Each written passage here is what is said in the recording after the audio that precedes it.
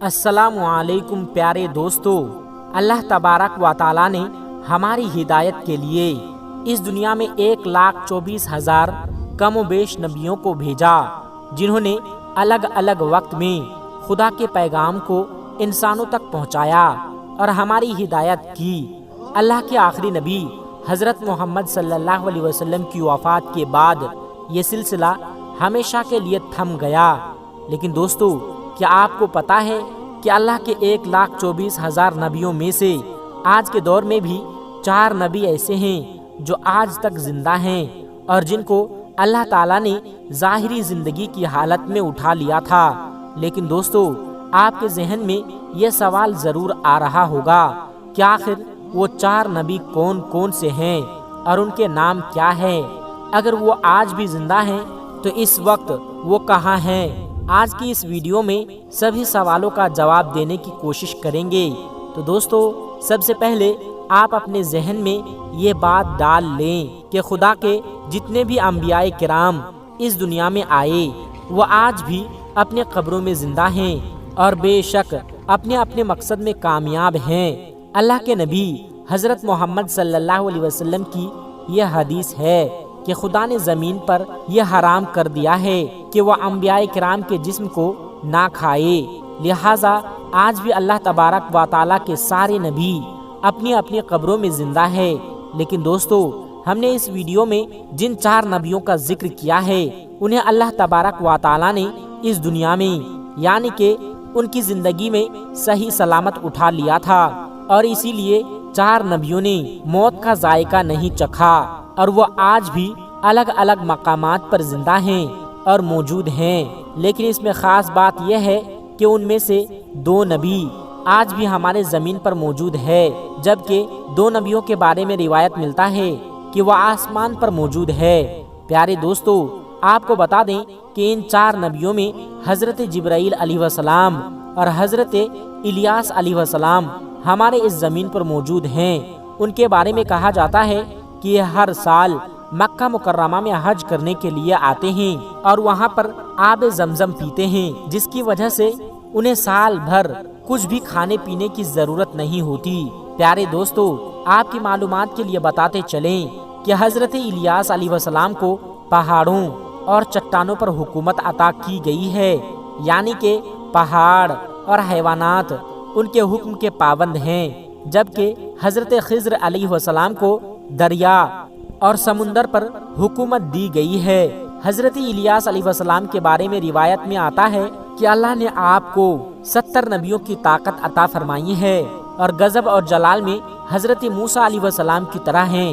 اسلامی کتابوں میں یہ بھی ملتا ہے کہ حضرت خضر علیہ السلام اور حضرت الیاس علیہ السلام رمضان کا پورا مہینہ بیت المقدس میں گزارتے ہیں اور ہر سال حج کرنے کے لیے مکہ مکرمہ تشریف لاتے ہیں۔ جانکار بتاتے ہیں کہ قیامت سے پہلے جب دنیا کا آخری وقت آئے گا تو اللہ تبارک و تعالیٰ کے حکم کے مطابق ان کی روح کو قبض کر لیا جائے گا۔ دوستو، اس کے علاوہ 2 نبی جو آسمان میں زندہ ہیں وہ ہیں حضرت ادریس علیہ السلام اور حضرت عیسیٰ علیہ السلام۔ حضرت ادریس علیہ السلام کے بارے میں ذکر ملتا ہے کہ آپ ہی پہلے شخص تھے کہ جنہوں نے پہلی بار کپڑا بنا اور سیا۔ آپ علیہ السلام سے پہلے لوگ جانور وغیرہ کی خالیں پہنا کرتے تھے۔ روایت کے مطابق حضرت ادریس علیہ السلام نے دنیا میں سب سے پہلے قلم سے لکھنے پڑھنے اور تعلیم حاصل کرنے کا درس دیا، لہٰذا اسی وجہ سے آپ کو درس دینے والا کہا جاتا ہے۔ پیارے دوستو، ہم آپ کو بتا دیں کہ حضرت ادریس علیہ السلام کو اللہ تبارک و تعالیٰ نے باحیات آسمان پر اٹھا لیا تھا۔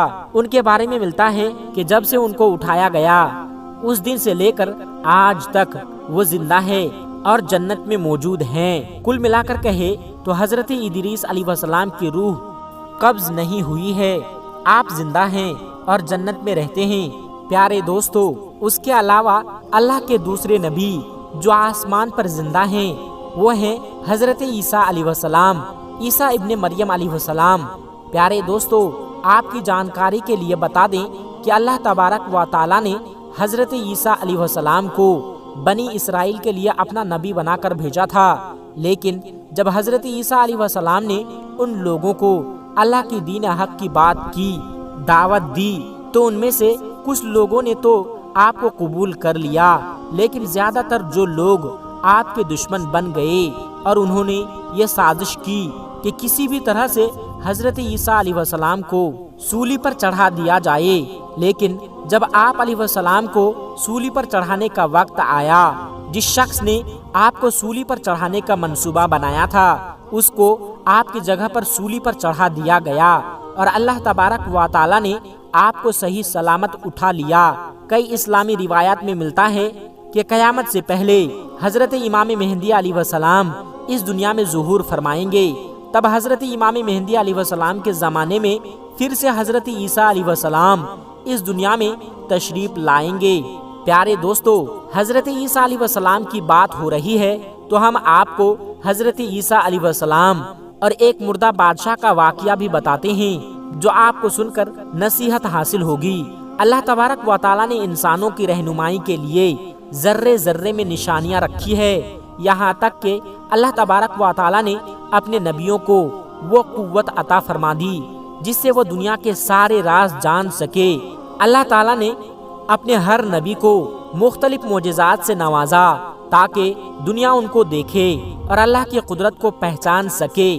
آج ہم حضرت عیسیٰ علیہ السلام کی حیات مبارک سے ایک بہت بہترین واقعہ پیش کریں گے، جس میں ہمارے لیے گہری نصیحت موجود ہے۔ جیسا کہ ہم سبھی جانتے ہیں کہ حضرت عیسیٰ علیہ السلام اللہ کے حکم سے مردوں کو زندہ کر دیا کرتے تھے۔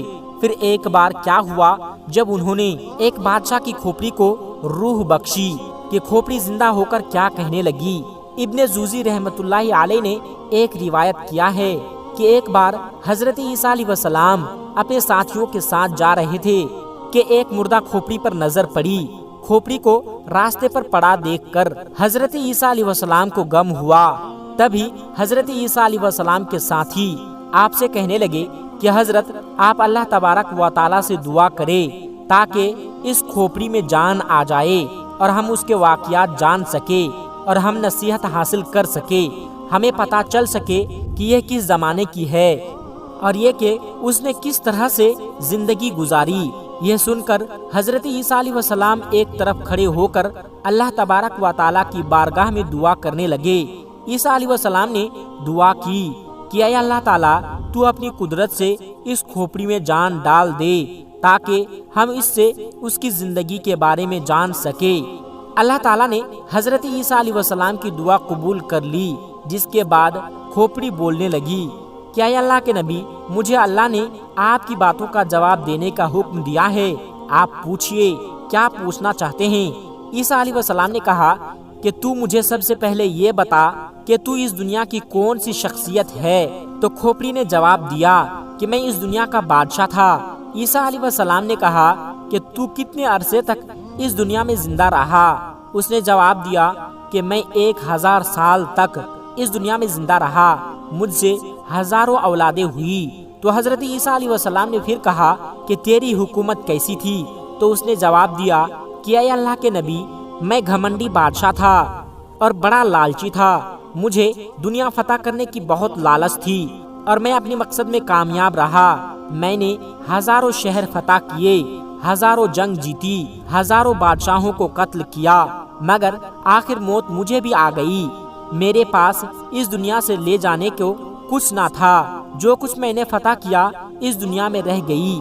میری ہزاروں کی زندگی میرے کچھ کام نہ آ سکی اور مجھے یہ پتہ چل گیا کہ تقویٰ سے بڑھ کر کوئی دولت نہیں اور لالچ میں بربادی کے سوا کچھ نہیں، اور ہم بھی اللہ تبارک و تعالیٰ کی تقدیر میں راضی رہنے میں سب سے بڑی عزت ہے، کیونکہ اللہ تعالیٰ ہر ایک کو اس کی کوششوں کا پھل دیتے ہیں، چاہے وہ جس مقصد میں ہو۔ میں نے دنیا فتح کرنے میں ساری زندگی لگا دی اور اللہ تعالیٰ مجھے کامیاب کرتا چلا گیا، اور اپنی کامیابی کے لالچ میں اس دنیا میں آنے کا مقصد ہی بھول گیا۔